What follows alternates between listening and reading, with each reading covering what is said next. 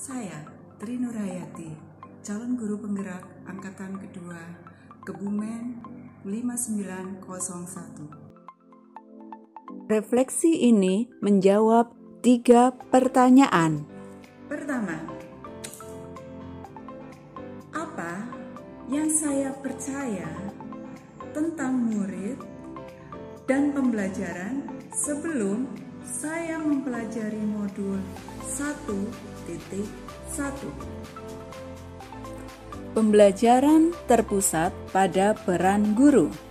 Guru di sini sangat dominan karena guru bertugas mentransfer pengetahuan dan keterampilan. Dan guru menganggap anak adalah kertas kosong yang belum ada isinya sama sekali. Selanjutnya adalah proses pembelajaran monoton. Maksudnya, dalam melakukan pembelajaran hanya dilakukan di dalam kelas, tidak pernah dilakukan di luar kelas, dan komunikasi satu arah.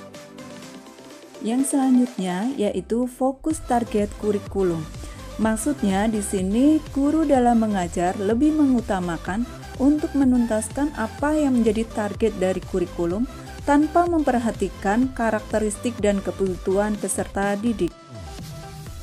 Yang nomor 2, apa yang berubah dari pemikiran atau perilaku saya setelah mempelajari modul ini? Setelah mempelajari mengenai filosofi pemikiran Ki Hajar Dewantara, saya menyadari cara mengajar saya belum tepat karena memandang siswa sebagai objek bukan sebagai subjek. Hal pertama yang harus saya ubah adalah mengubah cara pandang saya atau mindset dalam mengenai peran anak dalam proses pembelajaran, agar nantinya termotivasi untuk merancang pembelajaran yang merdeka untuk anak.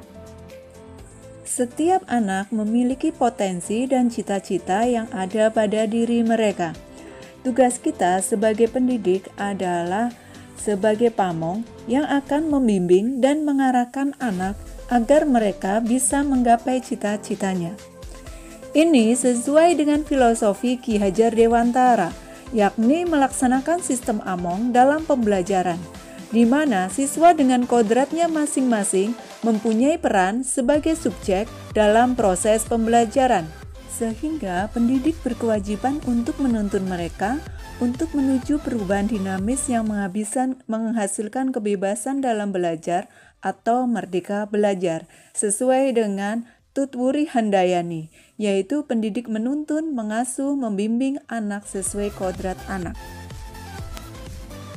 Pertanyaan yang ketiga, apa yang bisa segera saya terapkan pada kelas saya supaya menjadi lebih baik dan lebih mencerminkan dari pemikiran Ki Hajar Dewantara? Yang pertama adalah berliterasi. Literasi di sini adalah bagaimana seorang pendidik dapat menuntun dan menumbuhkan peserta didik sesuai kodratnya. Ibarat petani, saya harus bisa berliterasi bagaimana cara bercocok tanam terhadap suatu tanaman. Yang kedua adalah melakukan survei terhadap kebutuhan dan karakteristik peserta didik, agar dapat mengetahui potensi awal yang dimiliki oleh peserta didik. Yang ketiga yaitu eksplorasi atau menggali. Kita menggunakan metode belajar dengan kaitan permainan, karena dengan masa anak, kodrat untuk bermain itu masih ada, walaupun kodrat bermain anak SD, SMP, atau SMA berbeda tingkatannya.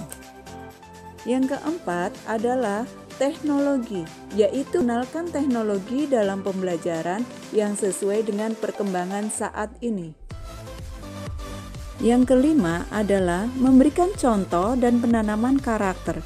Maksudnya di sini sebagai pendidik harus bisa memberikan contoh yang baik dan menanamkan karakter yang baik.